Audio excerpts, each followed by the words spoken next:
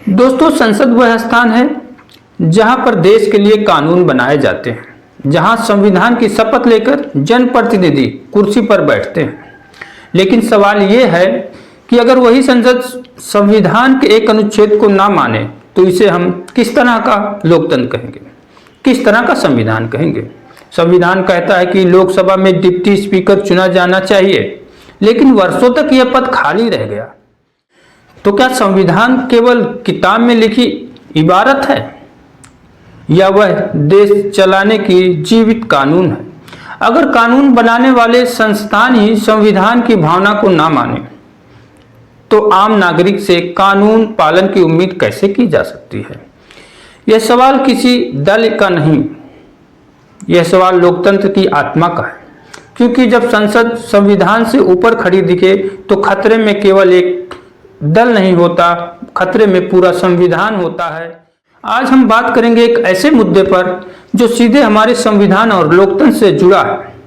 सवाल सिर्फ इतना है, क्या लोकसभा में डिप्टी स्पीकर का चुनाव ना करना संविधान का उल्लंघन है?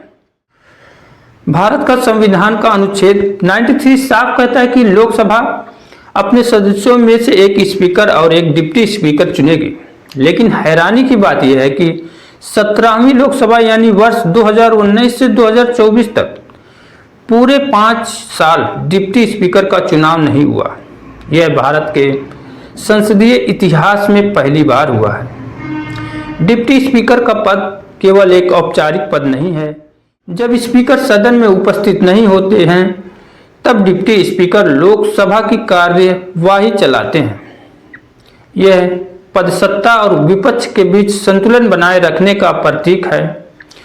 परंपरा रही है कि डिप्टी स्पीकर विपक्ष से चुना जाता है, लेकिन जब यह पद खाली रहा तो विपक्ष की भूमिका कमजोर होती चली गई। इस मुद्दे को लेकर सुप्रीम कोर्ट में याचिकाएं भी दाखिल की गईं। याचिकाकर्ताओं का कहना था कि डिप्टी स्पीकर का चुनाव न करना संविधान के अनुच्छेद 93 का सीधा उल्लंघन है। जब संविधान का उल्लंघन हुआ तो अदालतें कहाँ थीं? न्यायपालिका की भूमिका क्या रही? क्या अदालत का काम केवल नागरिकों को संविधान मानने का आदेश देना है या संसद को भी संविधान की याद दिलाना उसकी जिम्मेदारी है?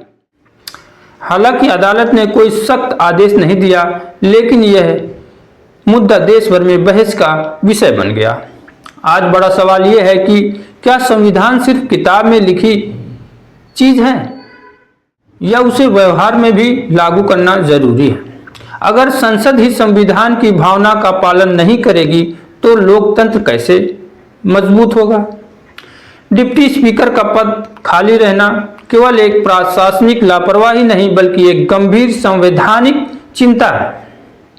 लोकतंत्र तभी मजबूत होगा जब संविधान के हर अनुच्छेद का सम्मान होगा।